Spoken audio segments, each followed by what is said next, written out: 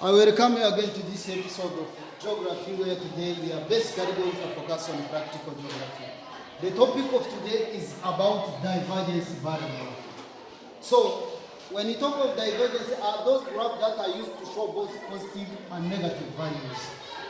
So, meaning that there is positive and negative values. So, we have one question, we have one good question which is going to help us to understand properly and clearly how this divergence bar graph is done. So the question given, the table below shows the rainfall received in selected years between 1980 and 1986. So we have years and you have the amount of rainfall in millimeter. So starting from 1980 up to 1986, so we are going to see how rainfall has changed. There is variation of the amount of rainfall received in every year. So we have 915 millimeter of rainfall, and you see all numbers here that indicate the amount of rainfall in different years. So I'm going to show you how this divergence bar graph is done. So the step we have some steps that we can follow so that we can find how to do this or to draw this divergence bar graph. Let's start by step number one. Step number one, we do the average. The average. How do we find the average? Average is done by taking the total amount of rainfall received in all years. We divide their number of times. So here, starting on this one, we have in 1980, we have 930 millimeter of rainfall. We take this one, plus this one, plus this one, plus this one, plus this one, plus this one, plus this one, and after getting the total of all those amount of rainfall, we divide their number of times. So how many are they? 1, 2, 3, 4, 5, 6, 7. So meaning that we take the total of all amount of rainfall, we divide by 7, as it is shown here. We have 915, 13, 864, 734, 769 plus 811 plus 856 plus 901 divided by 7. And then the average is equal, we got 835.42 millimeter. So this is how to. After finding the average, we have the next step, which is divergence table. How do we make divergence table? We make divergence table by taking the amount of rainfall given in the question. We divide the amount of rainfall given in the question minus the average we have get in the first step. So meaning that 1980, we take 913 minus the average, which is 835.42, and then we get positive 77.58. We go to the next year. 864 minus 835.42 is equal to positive 28.58. Then we go to 1982, we take 734 minus 835.42, we get negative 101.42. So we continue to the last year, where we take 901 minus 835.42, and then we get positive 65.58. So this is the second step, how this divergence table is done. We go to the step number 3. Step number 3, it is to determine the scale.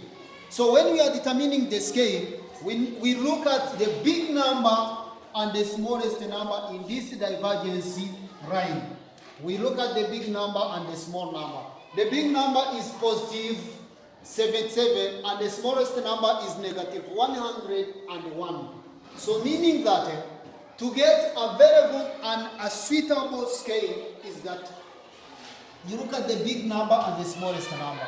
So here we try to look to find the suitable scale where we decided to use 15 centimeter for from every column. Here, let's start. We first draw this vertical line and we put this horizontal line. So the line, we start here. We have positive 15, positive 15, positive 30, positive 45, positive 60, 75, 90, 105.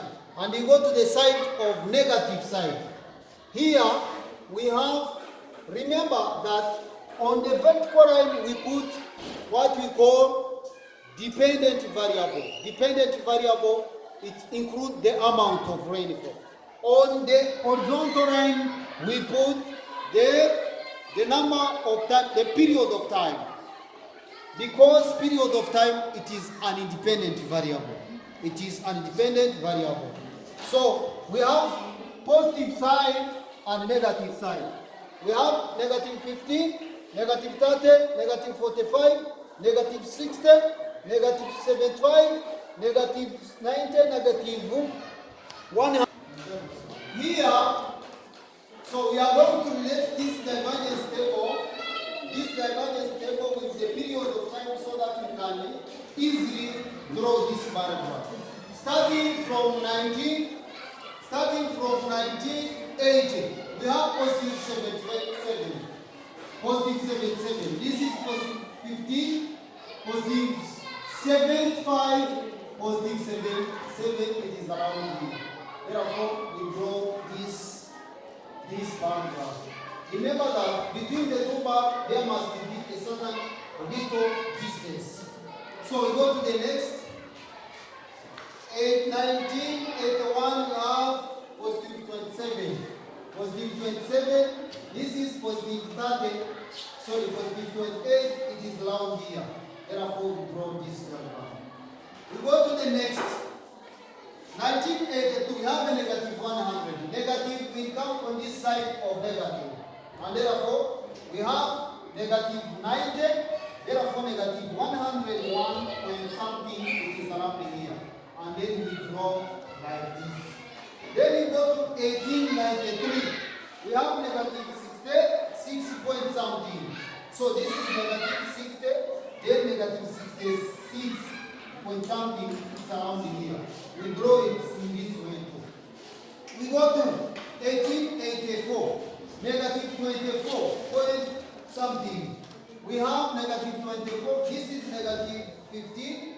Negative 20 around here. 24 is around here. We do it in this way.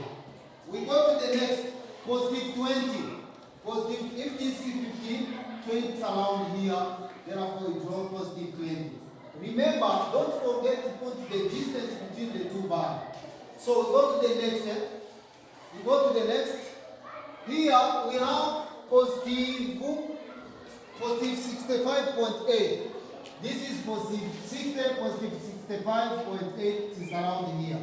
So therefore, this is how the bar graph, this is how divergence bar graph, this is how divergence bar graph is done. So meaning that if you want to draw divergence bar graph, so if you follow all those steps by finding the average, making divergence table,